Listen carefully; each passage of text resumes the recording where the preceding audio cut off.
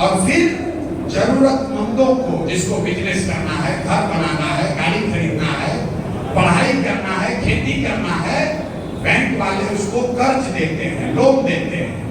और देश में एक व्यवस्था है इसको जांचने के लिए, जिसको कहते हैं रिजर्व बैंक ऑफ इंडिया इसको जारी करता है, इसको कहता है CD ratio, credit deposit ratio. ये आंकड़ा बताता है कि कितना रुपया लोगों ने बैंक में रखा और बैंक ने कितना पैसा कर्ज के तौर पर समाज को दिया। तो पूरे देश में जो व्यवस्था है इसमें क्रेडिट डिपॉजिट रेशियो है 70%। मतलब पूरे देश के लोगों ने जितना पैसा बैंक में रखा उसका 70% पैसा बैंक वालों ने वापस कर्ज के तौर पर समाज को दिया, रोजी रोजगार के लिए, पढ़ाई के लिए, खेती के लिए, घर के लिए। बिहार में ये सीडी रेशियो है 40%। मतलब आपने हमने अगर 100 रुपया बैंक में रखा तो बैंक वाला सिर्फ 40 रुपया ही कर्ज देता है, बाकी का 60 रुपया कहाँ गया? बाकी का 60 रुपया चला गया गुजरात, महाराष्ट्र, कर्नाटक, तमिलनाडु, केरल। वहां पर सीडी रेशियो कितना है? 90, 95, 100। मतलब अगर आंध्र प्रदेश में लोगों ने बैंक में 100 रुपया जमा किया तो बैंकों ने 100 रुपया, 105 रुपया कर्ज के तौर पर वापस दिया। इसका असर क्या होता है? सीडी रेशियो बहुत लोगों को नहीं बुझाया, इसका असर समझिए। पिछले साल बिहार में आपने, हमने, यहाँ की गरीब अमीर जनता ने मिलकर बैंकों में 4,21,000 करोड़ रुपया जमा किया।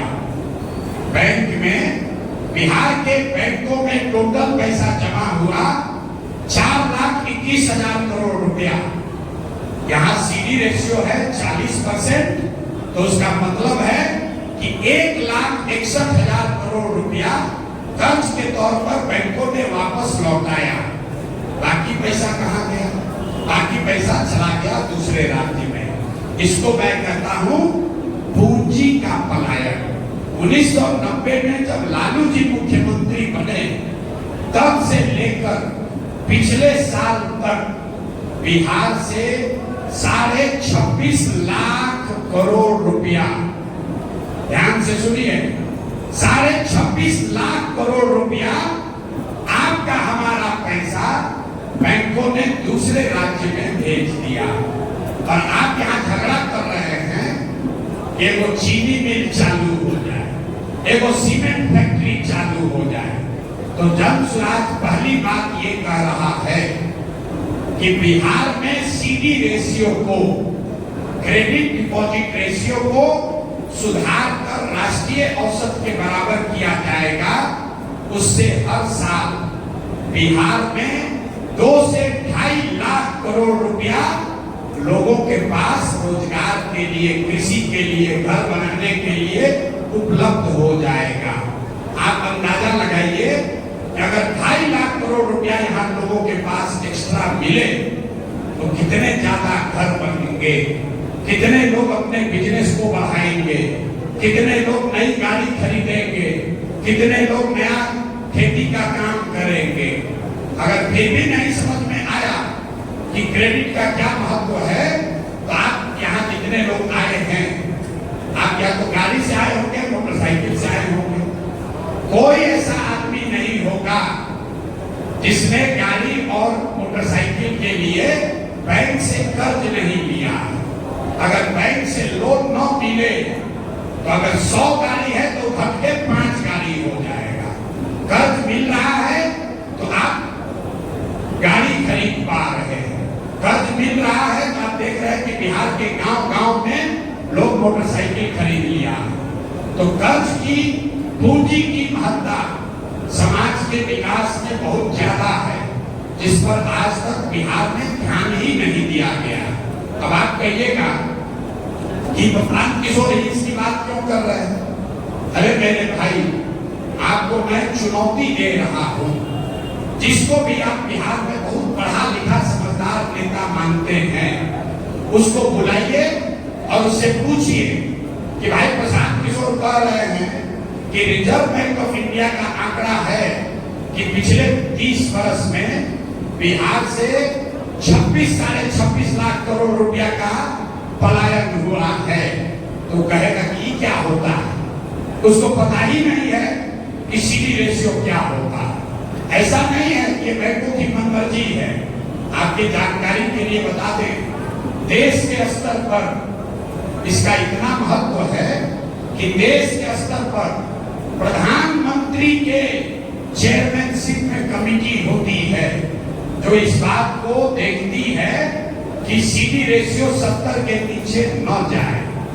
राज्य के स्तर पर मुख्यमंत्री के कमेटी की अध्यक्षता में कमेटी होती है, लेकिन जैसे बिहार में यहाँ का सीओ, बीडीओ, टीचर, दरोगा मुख्यमंत्री का बात नहीं मान रहा है, वैसे बैंक वाले भी मुख्यमंत्री की बात नहीं मान रहे। तो रोजगार के लिए जनसुराज का पहला फॉर्मूला है कि सीडी रेशियो को 6 महीना में सुधारिए और 2 से 2.5 लाख करोड़ रुपया एक्स्ट्रा बिहार के लोगों को उपलब्ध कराइए। दूसरी बात हम लोग कह रहे हैं, आपने किसी ने किसान की बात कही तो जनसुराज कह रहा है कि मनरेगा को सीधे कृषि से जोड़ देंगे, लेकिन एक शर्त के साथ कि जो लोग भी आज धान, गेहूं, मकई, ज्वार, बाजरा की खेती करते हैं, अगर वो धान गेहूं का खेती छोड़ के नकदी फसलों की खेती करने लगे तो उनको मनरेगा के तहत मजदूर मुफ्त में दिया जाएगा। इसका क्या फायदा है? इसका सबसे बड़ा फायदा ये है कि लैंड प्रोडक्टिविटी बढ़ेगी। आज जिस खेत से आप 20,000 रुपया कमा रहे हैं, धान उगाकर, वहीं पर लहसुन उगाकर, मसाले उगाकर, फल सब्जी की खेती करके आप 50,000, 1 लाख रुपया भी कमा सकते हैं। बिहार में कुल 55 लाख हेक्टेयर जमीन है जिसमें खेती हो सकती है। 55 लाख हेक्टेयर, करीब करीब 70 लाख एकड़ जमीन जहां खेती हो सकती है, उसमें सिर्फ 2 लाख हेक्टेयर जमीन ही ऐसा है जहां पर नकदी फसल की खेती होती है। इसीलिए बिहार में खेती खाने का जरिया है, कमाने का जरिया नहीं है। आप गांव देहात में सुनते हैं, लोग कहता है कि रोपनी करने घरे आए हैं, कमाने के लिए लुधियाना जाएंगे। कटिया में लोग घरे आता है, कमाने के लिए सूरत जाएंगे। क्यों? क्योंकि खेती बिहार में खाने का जरिया है, कमाने का जरिया नहीं है। तो खेती को कमाने वाला बनाया जाए, इसके लिए जरूरी है कि बड़े पैमाने पर यहाँ मसालों की, सब्जी की, फलों की, कैश क्रॉप की, नकदी फसलों की खेती हो। वो करने के लिए हम लोग कह रहे हैं कि जितना मजदूर पंजाब, हरियाणा जा रहा है, इन सारे लोगों को ये अवसर दे दिया जाएगा कि आप यहाँ पर जो किसान नकदी की खेती करना चाहता है, नकदी फसल की, आप उसके साथ काम कीजिए और मनरेगा का भुगतान लीजिए। इसका फायदा क्या होगा? जितना कृषि आधारित मजदूर है जो हरियाणा, पंजाब जा रहा है, वो बिहार में उसको अवसर मिल जाएगा। दूसरा बड़ा फायदा ये होगा कि मनरेगा की चोरी बंद हो जाएगी, क्योंकि जिस किसान को मजदूर दीजिएगा वो किसान उससे काम कराएगा, वो झूठ का फर्जी काम नहीं करेगा। और तीसरा बड़ी बात, इसको करने में बिहार सरकार का 1 रुपया खर्च नहीं है। मनरेगा का सारा पैसा दिल्ली से मिलता है। पिछले साल मनरेगा में केंद्र सरकार ने जो 100 रुपया बिहार को अलॉट किया, तो हम लोग सिर्फ 40 रुपया ही ले पाए, 60 रुपया दिल्ली में ही सरेंडर कर दिया। तो अगर मनरेगा को कृषि से जोड़ेंगे तो दिल्ली से सारा मनरेगा का पैसा आएगा, और जो मजदूर आज पंजाब में, हरियाणा में खेती में मजदूर कर रहे हैं खेतों में, वो बिहार में खेती मजदूरी करेंगे और बिहार के जो कृषक हैं, किसान हैं, उनकी आमदनी में आमूल चूल परिवर्तन आएगा। तीसरा और अंतिम बात, रोजगार के लिए हम लोग कह रहे हैं कि जो भी रोजगार करना चाहता है उसको जन स्वराज की व्यवस्था बनने के बाद कर्ज पर सिर्फ 4% ब्याज लगेगा, 4 रुपया सालाना ब्याज लगेगा। ये क्यों कह रहे हैं? बिहार में समाज में कर्ज लेकर बिजनेस व्यापार करने की प्रवृत्ति नहीं है। यहाँ पर लोग अगर सामाजिक अध्ययन आप करेंगे तो आपको पता चलेगा कि यहाँ पर ज्यादातर लोग बैंक से कर्ज 3 बात के लिए लेते हैं: अपने बेटी के शादी के लिए, घर बनाने के लिए और अपने लड़कों को पढ़ाने के लिए। बिजनेस व्यापार के लिए लोग लोन नहीं लेना चाहता ज्यादातर आदमी। क्यों? क्योंकि यहाँ सामाजिक बनावट ऐसी है कि यहाँ पर समाज में लोग मूलधन से ज्यादा ब्याज से डरता है। आप गांव देहात में जाइएगा तो लोग बताएगा भाई बिजनेस कर्जा लेके तुम वो गाय काहे नहीं खरीदते हो, तो कहेगा कि भैया चक्रवृद्धि ब्याज में फंस जाएंगे, बर्बाद हो जाएंगे। क्योंकि सालों साल से यहाँ ब्याज का दर सूदखोरी रही है। 10%, 5% पर लोग लोन लेते हैं। एक बार लोन ले लिया तो जीवन भर उसका सूद भरता रहता है। इसलिए लोग मजदूरी करना चाहते हैं, कर्ज लेकर बिजनेस व्यापार नहीं करना चाहते हैं। तो इस प्रवृत्ति को सुधारने के लिए जन स्वराज ये कह रहा है कि जो भी बिजनेस व्यापार करना चाहता है आप बैंक से कर्ज लीजिए और 4 रुपया सालाना ब्याज दीजिए। 6 रुपया ब्याज आपकी ओर से, सरकार की ओर से भरा जाएगा। इसका असर क्या होगा? हम जो भी काम बता रहे हैं इसका खर्चा भी आपको बता रहे हैं। इसका असर ये होगा कि अगर बजट में बिहार सरकार का बजट है 3,17,000 करोड़, 3,17,000 करोड़ में अगर हम 6,000 करोड़ रुपया मतलब 2% पैसा अगर बजट से निकाल दिया जाए तो समाज में लोगों को व्यापार करने के लिए 1,00,000 करोड़ रुपया उपलब्ध हो जाएगा। इन तीनों चीजों को जोड़िएगा तो जितने बड़े बड़े इकोनॉमिस्ट हैं जो हम लोग के साथ काम कर रहे हैं उनका अनुमान है।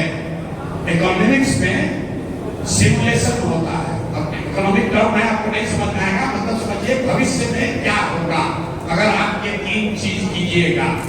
इकोनॉमेट्रिक्स में कहते हैं सिमुलेशन, आगे की संभावना को प्रेडिक्ट करना। तो अगर ये तीनों चीज किया जाए कि बिहार में सीडी रेशियो को 70 कर दिया जाए, कर्ज के ब्याज दर को 10 से घटाकर 4 कर दिया जाए और मनरेगा को कृषि से जोड़ दिया जाए तो हर साल 50 लाख से ज्यादा लोगों को बिहार में नया रोजगार मिल जाएगा। तो ये जन स्वराज की सोच है पढ़ाई और रोजगार को लेकर। अब बाकी बात आपने जो सुना समझा, नहीं समझे तो सोशल मीडिया पर जाकर देखिए। अंत में एक बात कहकर खत्म करेंगे। आप में से कई सारे लोग इस चिंता में हैं कि भाई जन स्वराज में बात तो अच्छा हो रहा है, प्रशांत किशोर काबिल आदमी है, बात तो ठीक कर रहे हैं, लेकिन जीतेंगे कि नहीं इस चिंता में आप पड़े हुए हैं। तो मैं आपको एक ही चीज कहूंगा, आप और हम महाभारत पढ़ते सुनते हैं। महाभारत में चक्रव्यूह भेदने की कथा है। कथाओं में कहा गया कि अभिमन्यु चक्रव्यूह को भेद नहीं पाए। कथाओं में ऐसा कहा जाता है कि 6 दरवाजा तोड़ने के बाद अभिमन्यु को 7वें दरवाजे पर सबने घेर कर मार दिया। लेकिन आज भी इतिहास में आज भी आप और हम अभिमन्यु के शौर्य की गाथा गा चाहते हैं, उनके चक्रव्यूह के तोड़ने के प्रयास की चर्चा करते हैं, उनको घेर कर मारने वालों की बात कोई नहीं करता है। तो जब चुनाव जो कर रहा है बिहार को सुधारने के लिए, अगर इसको सुधारने में हम लोग का सब कुछ भी यहाँ समाहित हो जाए तो भी कोई चिंता का बात नहीं है। तय आपको करना है, तय आपको करना है कि इस प्रयास में आप कंधा लगाना चाहते हैं कि बाहर बैठकर आलोचना करना चाहते हैं। इस प्रयास को करने वालों की मदद करना चाहते हैं कि इस प्रयास को करने वाले को घेर कर मारना चाहते हैं। निर्णय आपका है, आप कैमूर की धरती से आए हैं, संकल्प लीजिए, अपने मिट्टी का कर्ज अदा कीजिए, जीत और हार की चिंता किए बगैर प्रयास में लगिए, क्योंकि बिहार को अगर सुधारना है तो प्रयास हम करें या आप करें, प्रयास आज हो या 20 वर्ष के बाद हो, करना तो किसी न किसी बिहार के आदमी को ही पड़ेगा। तो मेरा ये आपसे आग्रह है, इस प्रयास में कंधा लगाइए, बाहर बैठकर आलोचना मत कीजिए। जो कुछ नहीं करता है वो आलोचना करता है। आप काम में लगिए और फिर आलोचना कीजिएगा तो आलोचना नहीं सुझाव होगा। सुझाव दीजिए, आपके मन में शंका है वो पूछिए, सुझाव दीजिए, लेकिन बिना काम किए हुए जो सिर्फ कमेंट्री करता है वो आलोचक समाज में उसका कोई रिस्पेक्ट नहीं है। आप आलोचक मत बनिए, सुझाव देने वाला बनिए, बिहार को सुधारने वाला बनिए। अपने घर से, अपने गांव से, कैमूर से इस परिवर्तन के प्रयास में कंधा लगाइए। आप यहाँ आए, अपना समय दिया, आपके लिए बहुत बहुत धन्यवाद।